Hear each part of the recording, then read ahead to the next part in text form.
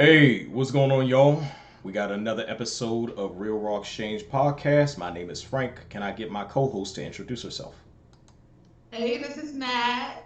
All right. So for this week, I've kind of dubbed the name of this episode is going to be called "The Entitlement of Thinking Others Must Make You Happy." The entitlement of thinking others must make you happy. Okay. We have a clip that I'm guessing was extracted from a larger video or, maybe part of a movie, documentary, or something. And it's an actress by the name of Diane Carroll. I remember, she was in a couple of movies that I've watched. A movie in the '70s that she did with I forget the man's name. The man that played the voice of Mufasa in The Lion King. What's his name? I forget his name. I don't remember his name. But he has that really deep voice. You know what I'm saying? Wears glasses. You know what I mean? Black guy. Black actor. Nevertheless, Yeah. we'll figure out his name later. What I'm gonna do is I'm gonna play this clip, and you'll end up seeing the clip when it comes down to what she ends up saying. So let's go ahead.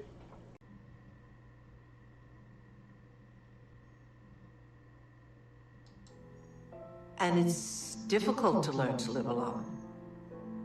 It's difficult because I'm difficult. I'm not easy to live with. You have 3 or 4 choices here that will give you a terrible day or a wonderful day. And there's no one else to blame except you. Because you're here alone. You can't say he did this or he did that. It's all you. And you don't seem to want to make yourself extremely happy the way you wanted other people to come along and make you extremely happy. Nobody can make you extremely happy but you. I was an old lady before I understood that. Okay, so we done heard the clip by Diane Carroll when it comes down to being difficult to live alone. It's in her saying it's difficult because I'm difficult. Like kind of in my take from a perspective of like it's just it is what it is. I am the person that I am. You either deal with me or not. In the concept of dealing with people, where my whole thing is, if anyone, and this goes across the board when it comes down to both men and women, if anyone feels the need that someone has to deal with them, you know what I mean? Like using the term deal. You're gonna deal with how I am. You know what I'm saying? Where my whole thing is, how much self-reflection are you doing when it comes down to how you are, that certain traits of yourself are not necessarily healthy or good for the collective environment, for others who are around you as a whole.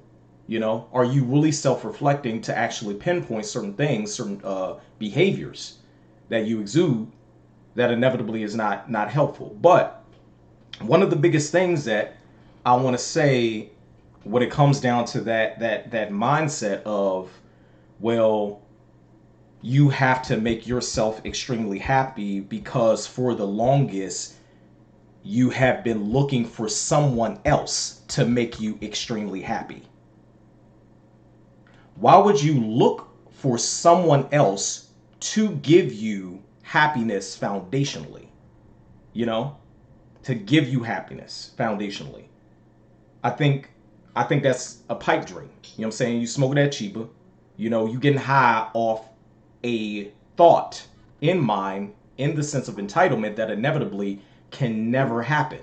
Never happen in the scope of how you may be thinking about it, but you're not truly conveying what will make you happy foundationally to yourself. So you're able to establish a foundation, and when someone else comes to you, it's never this person must make me happy. This person must do these particular things to make me happy. And hopefully you understand what the fuck makes you happy, because if you don't, then it's just going to be a chase for something that you really don't know makes you happy in the first place. Especially if you don't have a foundation of a solid creed on how you're going to live your life and how you're going to be as a person when it comes down to not harming yourself individually and not harming others around you collectively. You know, where the whole aspect of the entitlement of having someone make you happy. No, someone can add to your happiness. You foundationally need to have happiness before you get into any type of union with anybody else. You know, no matter the dynamic, be it someone else or others, depending on how you float. You know what I'm saying? When it comes down to what you like, what you want to do, you know, it's just I think people are bugging when it comes down to like legitimately believing someone is supposed to make them happy when foundationally they don't even know what makes them happy, which leads the other people on a rat race of finding something that is not there. What you think, Nat? I think a lot of things. I think for one, if I'm thinking about if I'm taking into what Diane Carroll said, I think a lot of people think like her. But some people, and I think that because some people don't know what makes them happy, so they look to other people to kind of fill that void or Mm-hmm. feel, whatever happiness they're trying to get to. And then you have to define for yourself what is happiness. And I think that is a missing piece for a lot of people too. Right. What does it mean to be happy? Like, um, what is it going to take for you to be happy? Is it like a materialistic happiness? Is it some type of inner happiness? Is it a spiritual happiness? What is it that's going to make you happy? Is it and is happy necessarily a feeling?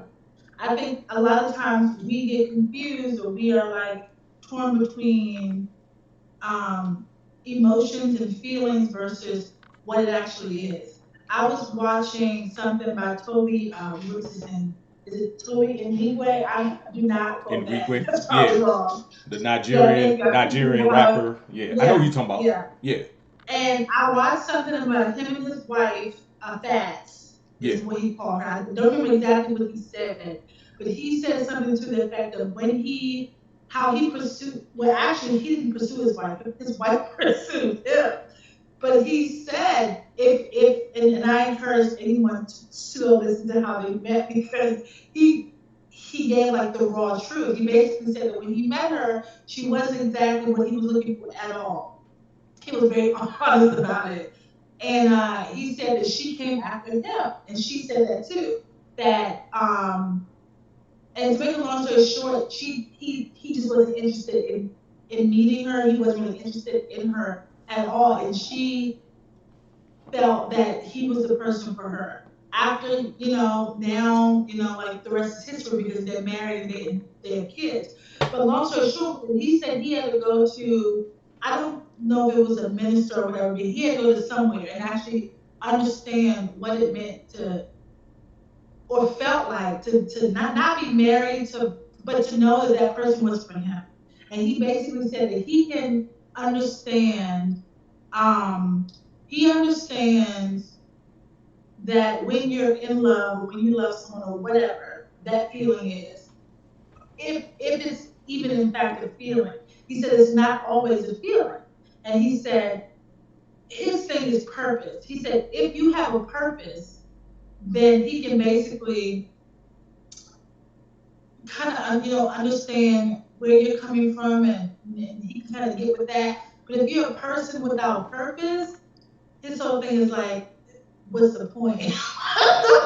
What are you living for? And when you think about happiness, you can easily question what's the purpose of being happy. We all know what the answer to that is, but what I'm trying to get at is happiness is something that a lot of people I think don't really know what it is and what it entails and what it looks like.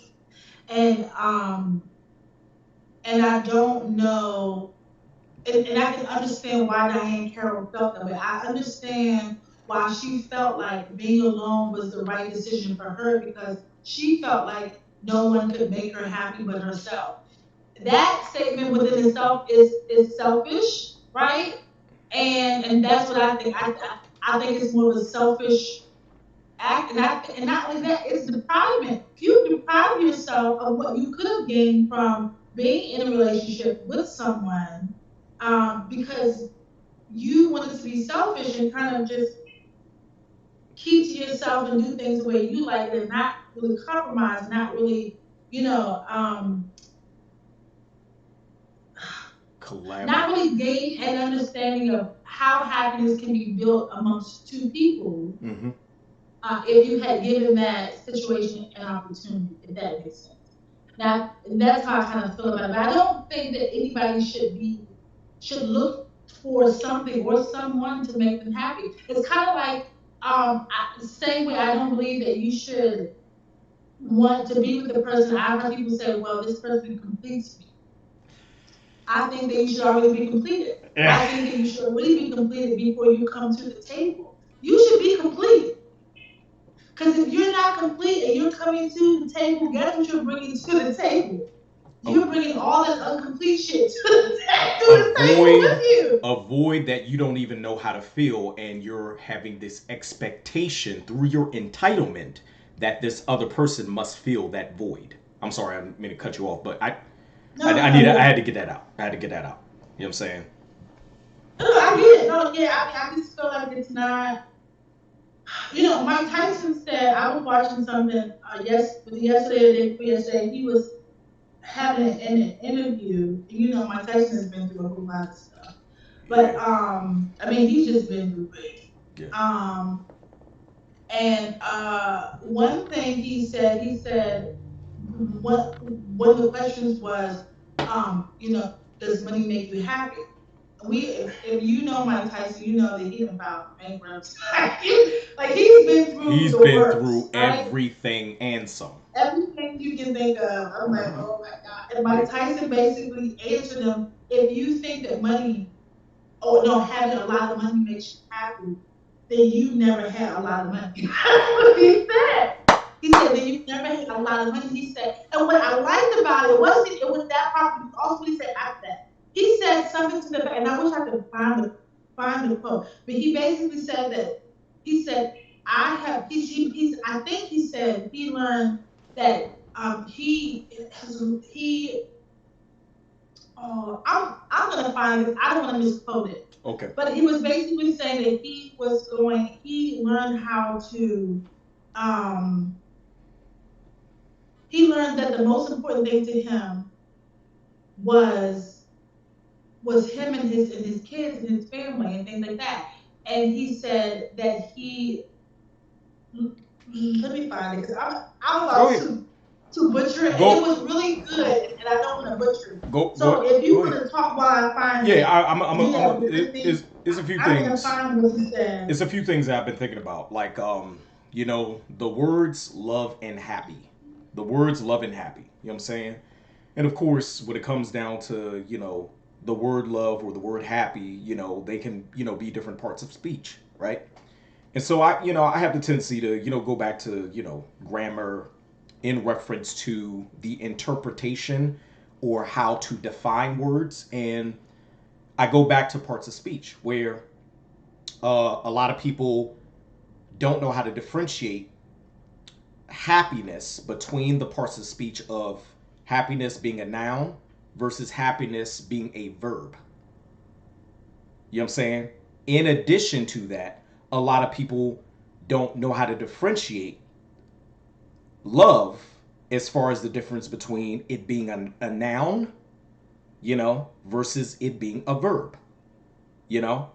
Because you have a lot of people who will think about love in the scope of only thinking about the verb of it, which goes back to the aspect of choice or paradox of choice, where when you think about the verb and you're only delving into actions and not necessarily thinking about how these actions create a value that reinforces a state of being, which gets back to the noun portion of the aspect of love, then you cut yourself off from understanding, actually taking in, appreciating, and not taking for granted the actions that show love, that should tie back to the state of being in understanding love when it comes down to yourself, in addition when it comes down to others that are around you or who are interpersonally interacting with you. So one of the biggest things that I have the tendency to do, and I reiterate it, I talk to my wife about it, I let my wife know, like, we have to have happiness foundationally in us. We can't be looking to always get someone to make us happy. Where I tell her, you add to my happiness. I'm already happy, but you add to it. Your addition is what I love. Your addition to it is what I love. And I appreciate your addition for what you are able to give me. However, my happiness, as far as the noun, foundationally is within me. You know? Did you look up the quote? I did, but I can't find it. I found the video. So he did a video, and I can play it, but it's not written down. So I was trying to write it down, but I was listening to you. So I didn't want to not listen to you. Right. If you want me, it's not long. It's short. Go ahead, play it. But he's basically talking about value, which is also, I think, is married to happiness, right? Facts.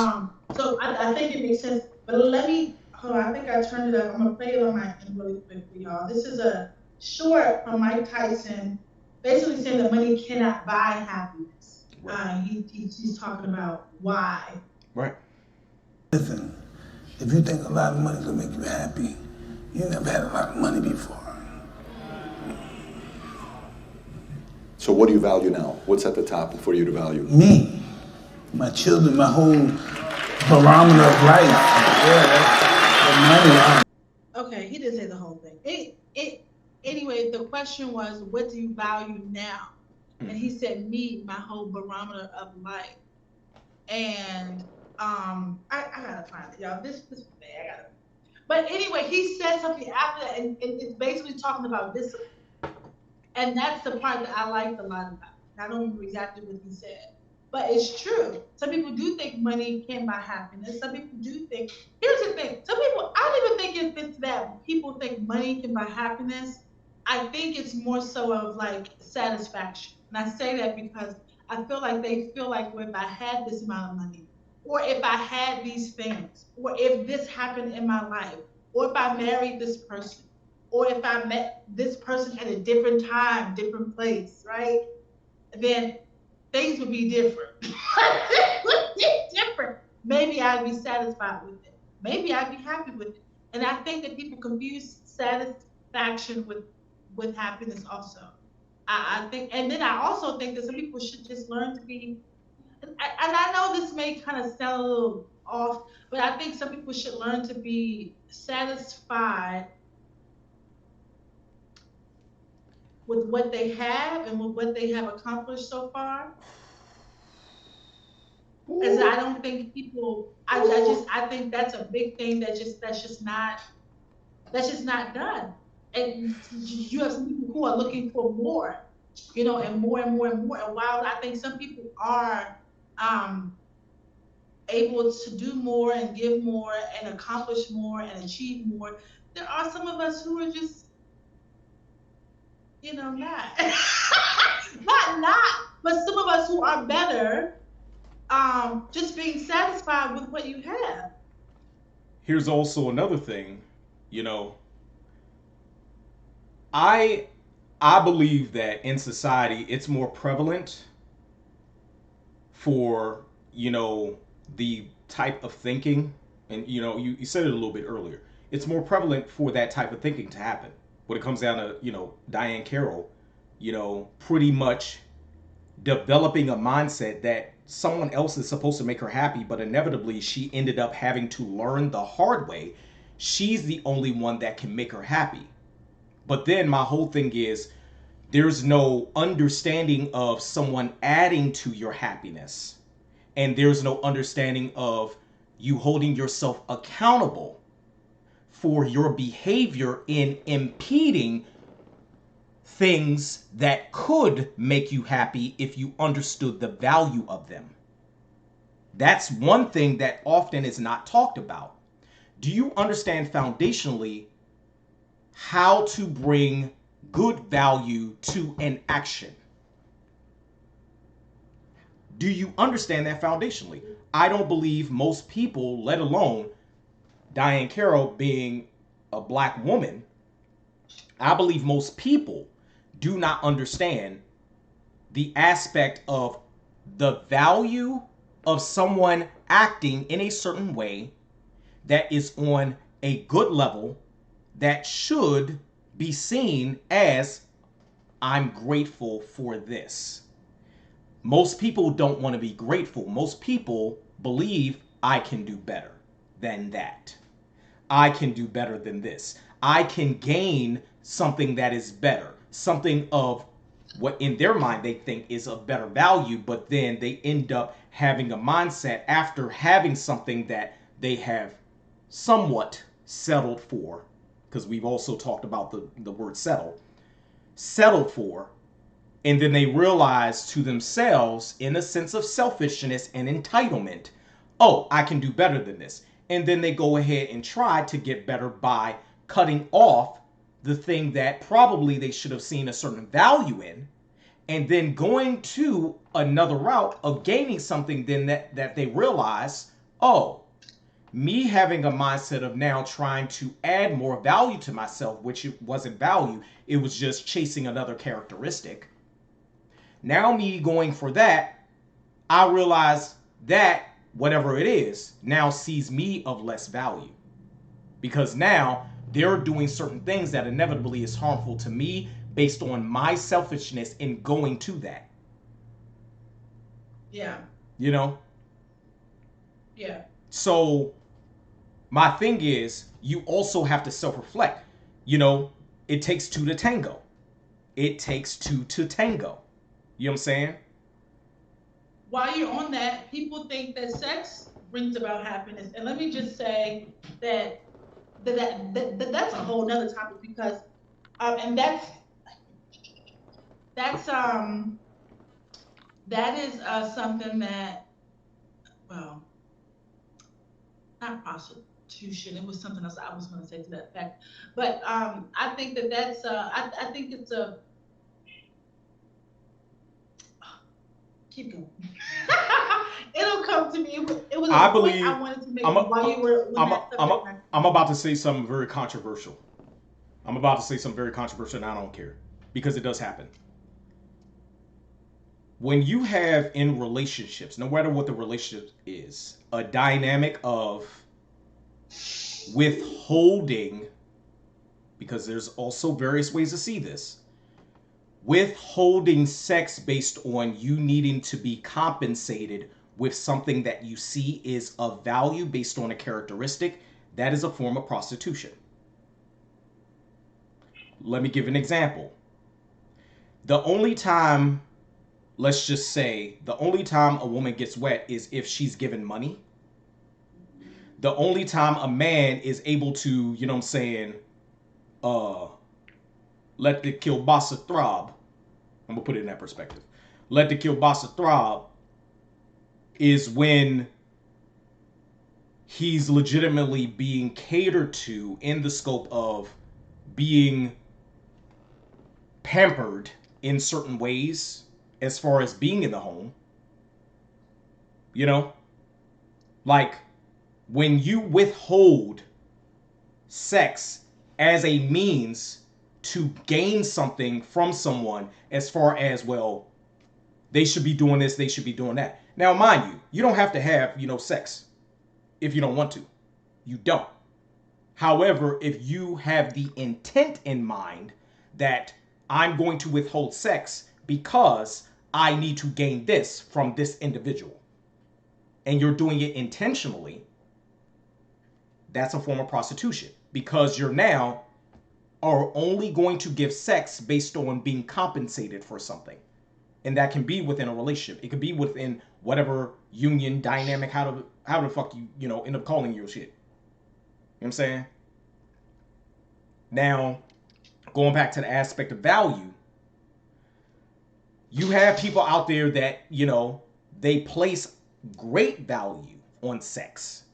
But oftentimes, when they do that, they end up doing too much self-gratification in it, where they see it as a value when in actuality, it's something that is really destroying other aspects of their life. Because if you're only focused on sex in high amounts, it takes away from the energy of focusing on other things that will even yourself out when it comes down to being a productive member of society. True, and I think depending on how much you're engaging in the activity, it can also become invaluable. You know, like my grandmother used to have, was it my grandmother? Somebody older when I was young used to have a saying that said, "Who nobody wants the what does it say? Nobody wants the ice cream truck if you're giving away the popsicles for free." That's probably wrong. I probably misquoted that. Hey yo, but you get the gist I of get what it. I'm I trying to get say. it though. I mean, it's true. So it can also become invaluable, and that's something that I don't think that some people think about. But you know, if you think about happiness from like, if you're thinking about happiness from like, I guess a psychological standpoint, and people question, well, if this doesn't make me happy, if this doesn't make me happy, or if I can't look to this person to make me happy, what is going to make me happy? I think if you're looking at it from a psychological standpoint, you know, statistics have shown that happiness can be caused by, you know, close relationships that you have with people. I forget some of the other reasons why or what causes happiness, and I'm not a doctor, so I don't know what causes what. But I do know that if that's one of them, excuse me, then it's kind of like if you look at the family dynamic, right?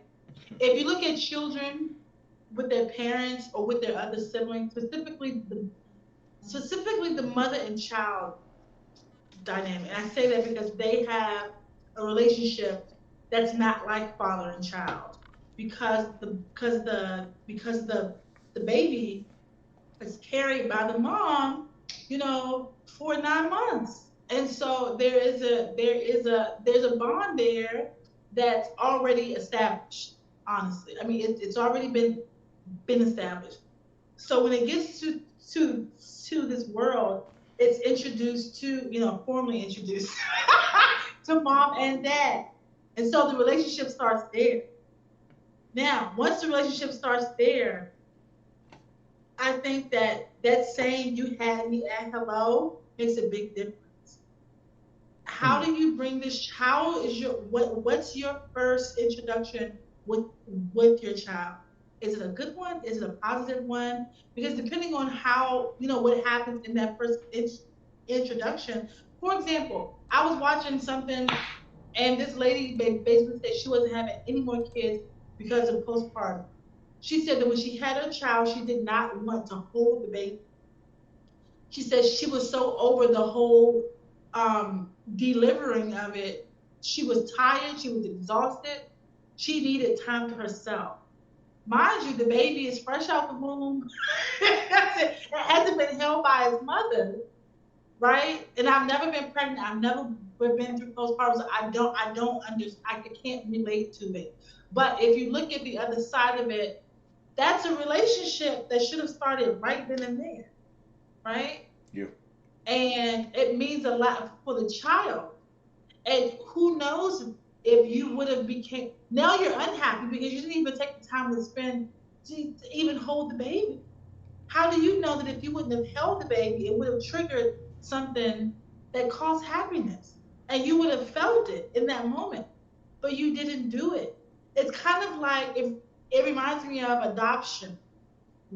One of the reasons why I don't want to adopt a child. Now I have things about adoption, but one of my concerns, not reasons for not wanting to, but one of my concerns for adoption is that no matter what child I decide to adopt, that child still has a biological mother and father. Yeah. I will never be, you know, attached to that child like their mother and father was, especially the mother. So that's a relationship that I have to earn. I have to earn my way into that child's heart, right? And then we have to establish some sort of happiness. Happiness kind of comes about there. It's kind of weird how happiness happens though, because I think happiness can be a feeling, but I don't think that you should look to someone to cause it to happen. I think it should be almost like an aha moment. Like it should be something that you get that that you're not looking for, but it happens. Did you, girl? I think I think in the aspect of that aha moment, when you do have that aha moment, the aha moment shouldn't be within the energy of Yeah. you only gaining something. Oh You no, it should be only an exchange. it I should think. it more often than not, it should be an exchange. But if it's not an exchange, you don't have a mindset of, well, I'm gaining this. So now this thing should happen all the time consistently in the exact same way, or even in a elevated way, but still same concept. Because Yeah. that becomes selfish. And then when you're selfish, you end up having a mindset of you only gaining what you know you want for yourself. Keyword want, not necessarily need, Yeah. you know? And then the whole self gratification piece. Too many people in this world only know how to achieve happiness based on action, based on the realm of a verb. Only know how to achieve it based on the consistency of being given something as far as an action. The consistency of it. Not seeing the value of that action. You know, why is this person doing this? Versus what is happening to me when I gain this from this person. You know, why are they doing these things for me? Why do I do certain things for them? You know, and having that dynamic, that back and forth, that level of collaboration. You know, certain Yeah. things aren't always going to happen exactly in the way that you think it should happen based on it happening one time or it happening two times or it happening five times.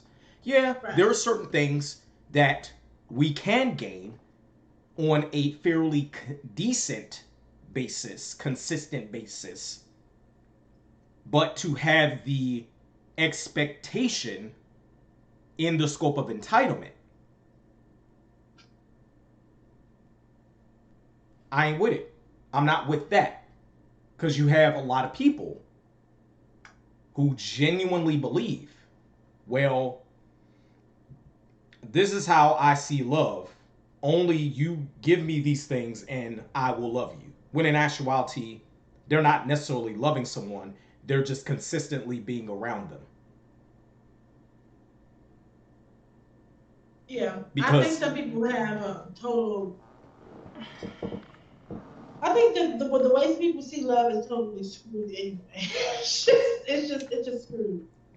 we've grown in multiple generations of single parent homes. I'm gonna bring it back to that. Fuck it. We've grown in multiple generations of single parent homes. We have had too many single parents who've had a sense of entitlement of genuinely believing they can do things only by themselves, and the only person that they can trust is themselves. But then in actuality, that's just a projection of their own unhappiness, when in actuality, they're essentially holding their unhappiness as a badge of honor or self-identifying with trauma that they have gone through, which now they believe is making them happy, when in actuality it's not. It's just a projection of your own depression. That's all it is.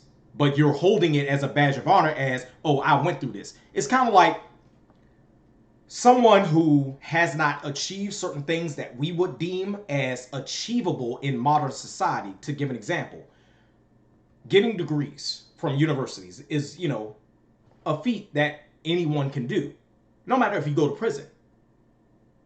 You got brothers and sisters in prison that end up gaining their degrees while they're in. Good behavior, get out. Right? But then you also have brothers and sisters in prison that they become so indoctrinated in prison life that they don't do things that would be deemed as, this is supposed to be achievable for you. You should be doing these things. But what they do hold as a badge of honor is, well, I did go to university. I went to University of Penitentiary so-and-so in such and such state in such and such city. And they hold that as, well, I graduated because they ended up getting out, but then they end up going right back in, as far as now, well, I got to go back to school. Nah, you're going to prison. You're going back to prison because you messed up in society. But they hold it as a badge of honor because they did not know, did not learn, or did not find ways to achieve, trying to bring some value to themselves within their life based on certain things that are deemed as acceptable in modern society, in the scope of being able to achieve these things to be a successful, upstandable adult in society. So in essence, it goes back to, well, the trauma I have is what I know, and I'm gonna just deal with that because it's the only thing I know. Going back to the person that holds as a badge of honor all the trauma that they've gone through in certain relationships, and now that becomes them. That's the narrative that they believe in, and then they end up being with someone that probably is going to be affected by that toxic narrative, but they don't even believe the person that is exuding that narrative. They don't even believe they're toxic. They just believe that they're doing them. They're being who they are. And it's not really who you are. It's what you've been accustomed to. So now you're using your trauma as a catalyst for believing you deserve certain characteristics from a person to make you happy.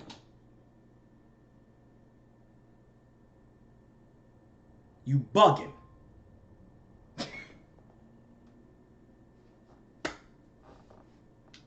I think for single parent households, here's my thing. Single parent household. All right. Because I grew up in both. I grew up in a household where I had a mother and father. And then when my father died, it turned into a single parent household. Right. So I can kind of talk from like both ends. Only thing I can't talk about is that my situation wasn't a thing where my daddy left my mother. It wasn't that. Right. It wasn't that dynamic. Right. Right. But I have seen it. I've seen it with my friends. I've seen it with other family members. So I've seen it outside looking in. Yeah. I don't think in every case they're wearing it as a badge of honor. Here's why I say that. Okay. I say it because in some cases, like in the cases for the single parent households, especially for the single parent women households, because I think those operate differently in households. I just think it just operates differently because men and women are two different species, so they operate things differently. Yeah. I think that based on poor choices, and this is what I'm not gonna hold a lot of flack to this, but based on poor choices, and I can say I made poor choices too. Y'all, we all make poor choices. But based on the poor choices that we all make, okay, or that they have made, they end up, in some cases, not all cases, but they end up in these situations where they're the only parent left with the child. and now they have to take care of this baby all by themselves, right? Hmm. And in some cases, hopefully, depending on the age of the parent, because some of them ain't even of age where they can even get a decent job, or just I mean, just they may not have education. Can I, I'm not even talking about the people who are prepared.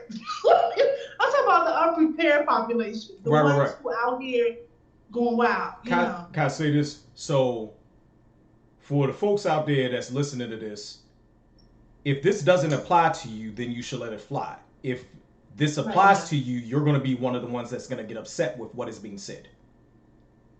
Simple as that.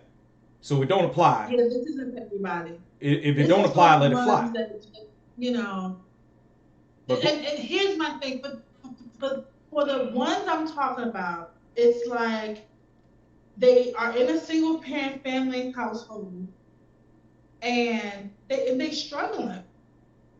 That's what they're doing. They're struggling. And they're living, in most cases, are living paycheck to paycheck until they get to a point where they can actually, maybe land a salary position or a job that will, pay them a sufficient amount of money or income that they can support them and their child. And then that's if they have one child. But here's why I say that. I think that after it's all said and done, after they raised this child, maintained their household, they have given up, or they probably feel like they have given up a lot of their life, and they have.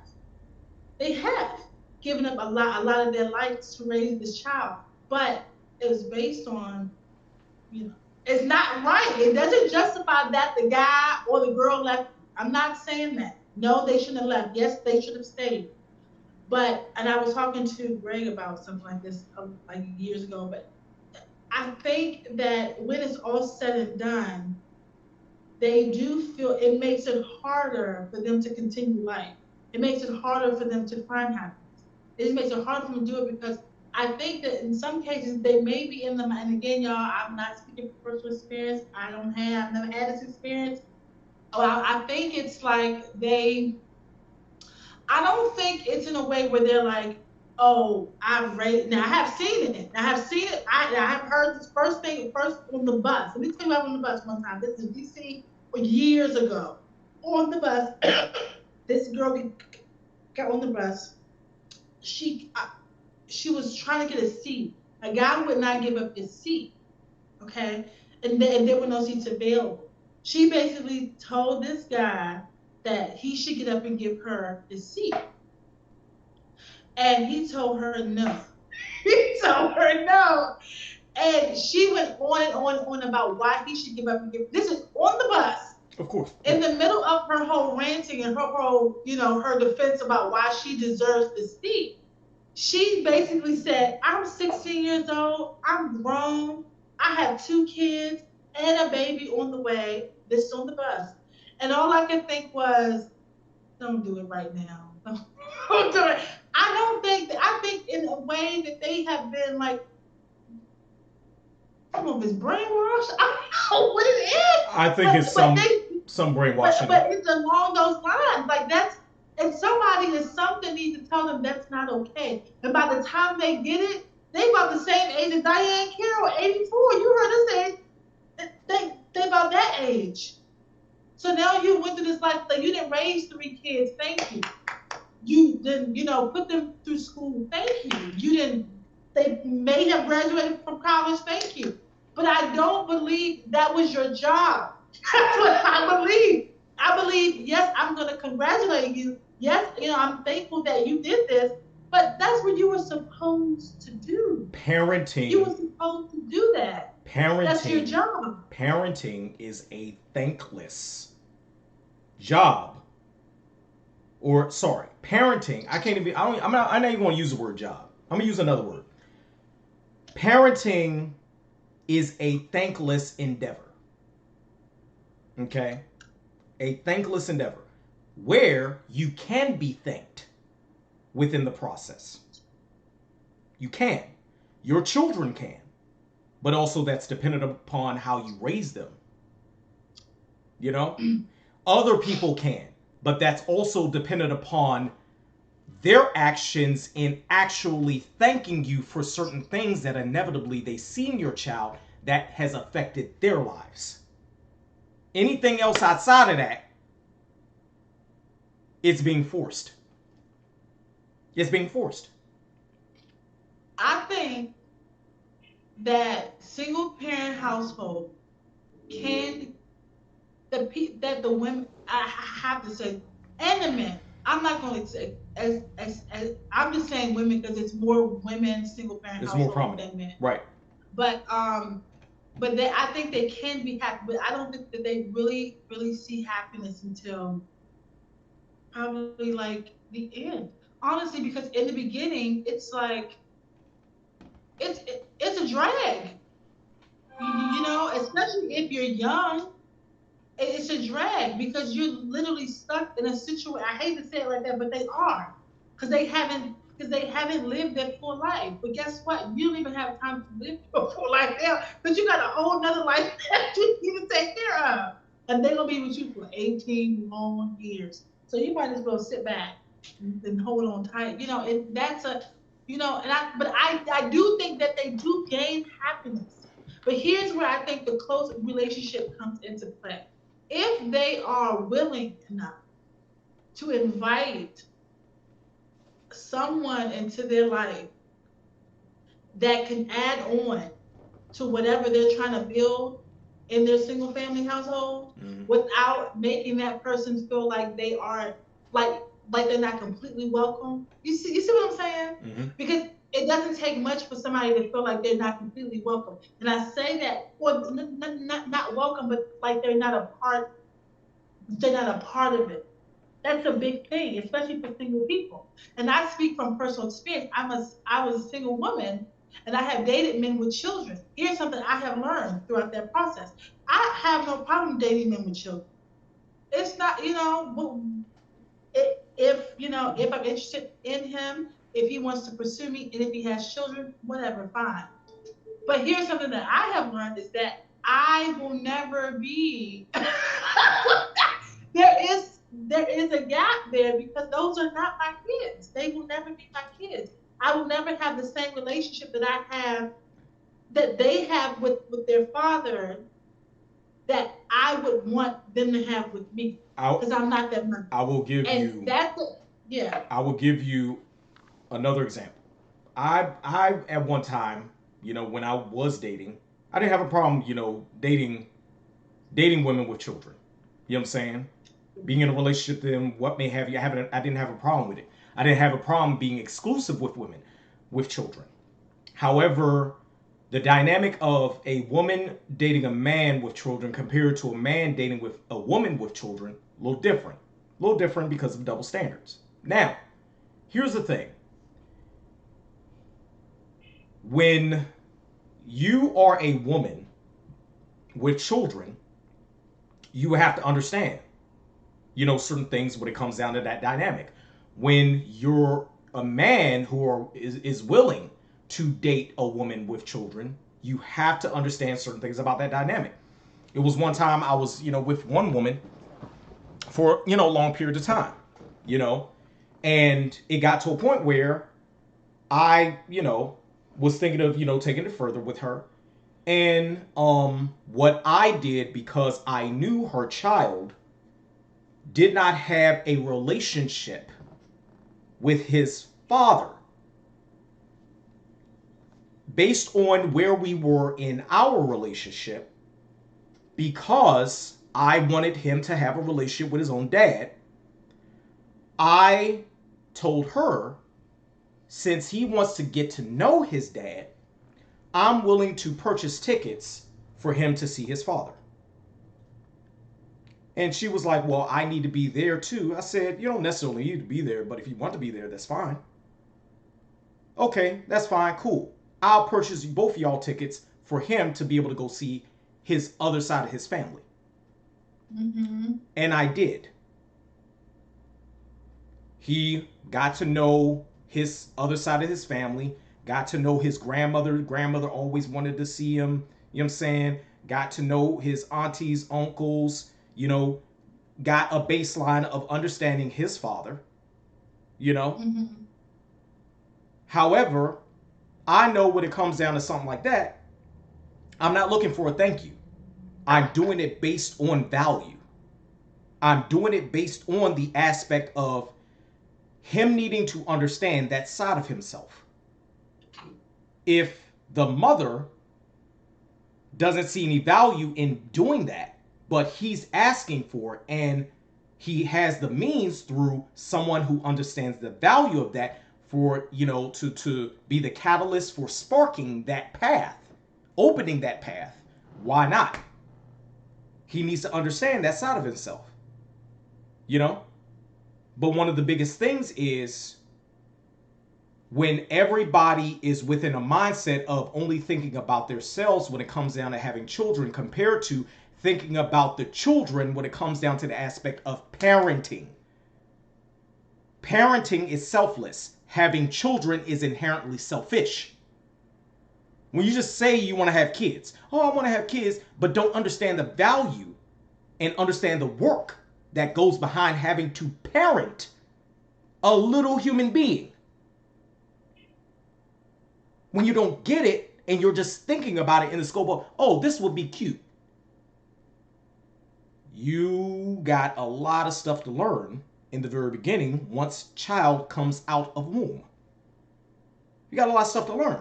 And this both men and women, whoever ends up having children. Both.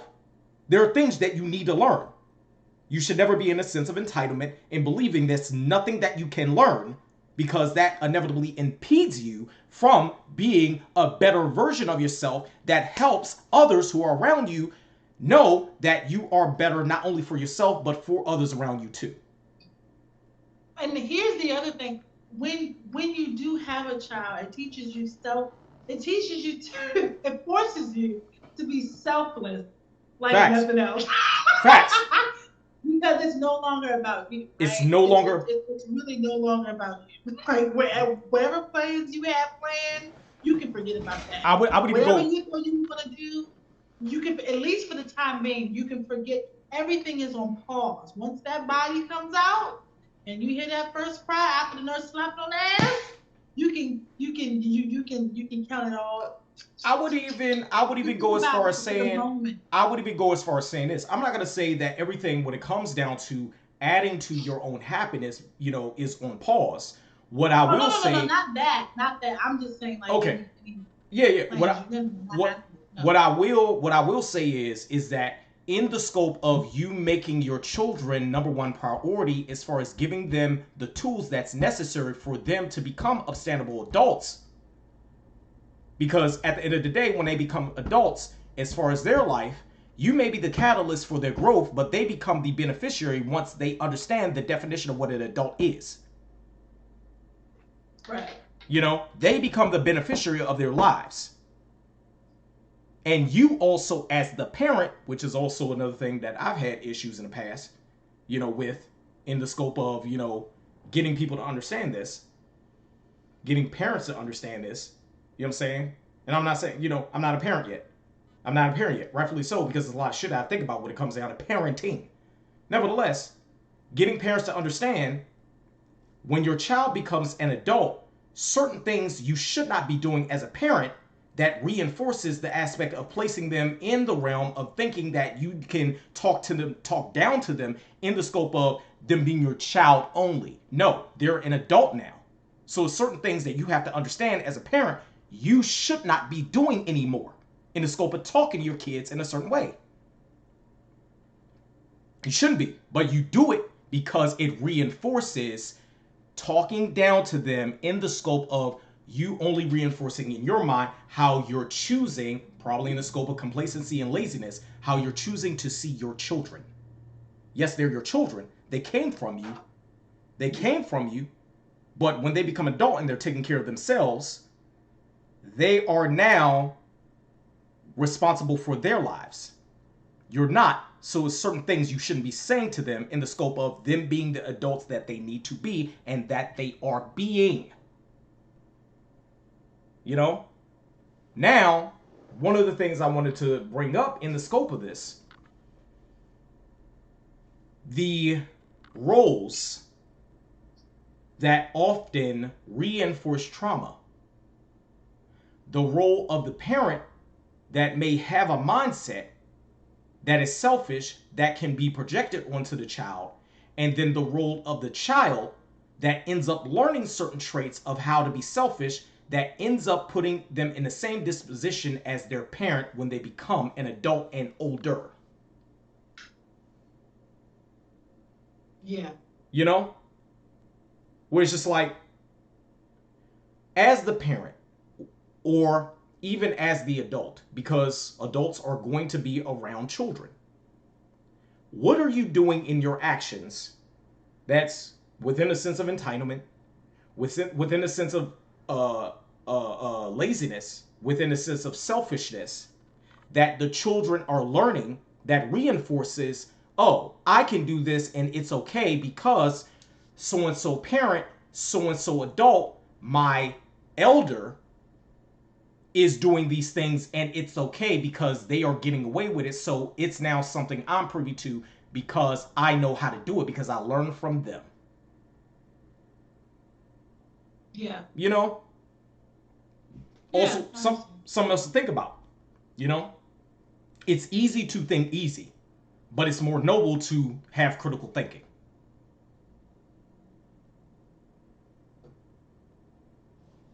Anything else you got? Mm-mm.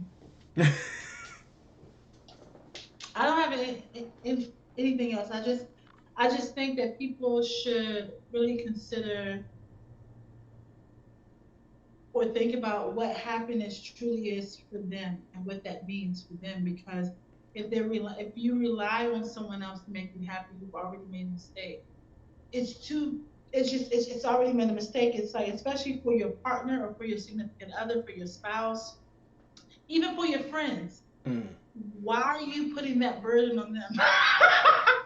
That's a burden. And whether you think about it being that way or not, if they feel like you're looking to them for happiness, because they can feel that way, then that may cause them to kind of react. That can cause reactivity where they feel like, okay, I need to to do this, or she's not going to be happy with me. You understand what I'm saying? Or she's not, he's not going to, um, feel the same way about me if I don't do something, or if I don't give this person something, or if I don't make this person. I need to make sure I'm doing my part to make this person feel the way they need to feel, so that we can still have a relationship, whatever that, or a friendship, right? So I think that it can be detrimental, and I think that, I mean, honestly, I don't think no one person can really provide everything that you need to be happy. I'm just gonna say that. I, I don't, I definitely agree with you on that. No yeah, one I can provide you everything that is going to make you happy. But here's a catch with that. When you end up having a mindset thinking that someone should provide you everything that's going to make you happy, you inevitably are within the scope of hope that is just delayed disappointment. You're hoping that they can give you everything. No human being has all the traits for an individual person that doesn't even know all of what the fuck they want when it comes down to making them happy you. to be able to gain happiness. It doesn't exist. Yeah. Does not exist. You know? So, back to Diane Carroll. You know, love my elders. I believe for Diane Carroll to get to that point at the age that she's at, to now just go in the mindset or in the scope of I'm the only one that can make me happy, which makes me think, but did you ever understand the dynamic of others adding to your happiness, but you learn how to make yourself happy too? In addition to that, also, the things that make you happy, does it deter others from you? the things that genuinely make you happy, does it push others to be like, I don't want to be around her? You know? In addition to men out there too, are the things that you're doing inevitably deterring other women from you? You know what I'm saying? If that's the case, you need to reevaluate what is making you happy, or be like Dan Carroll, just be by yourself. If you're legitimately, through your actions of needing your version of happiness only, you're inevitably going to harm, damage, or traumatize someone else. Yeah. So, that's all I got. You got anything else, Nat? No, that's all I got. All right. Well, with that said, we got another episode down. Real Raw Exchange Podcast. I'm Frank. Y'all have a wonderful week. Peace out. Bye.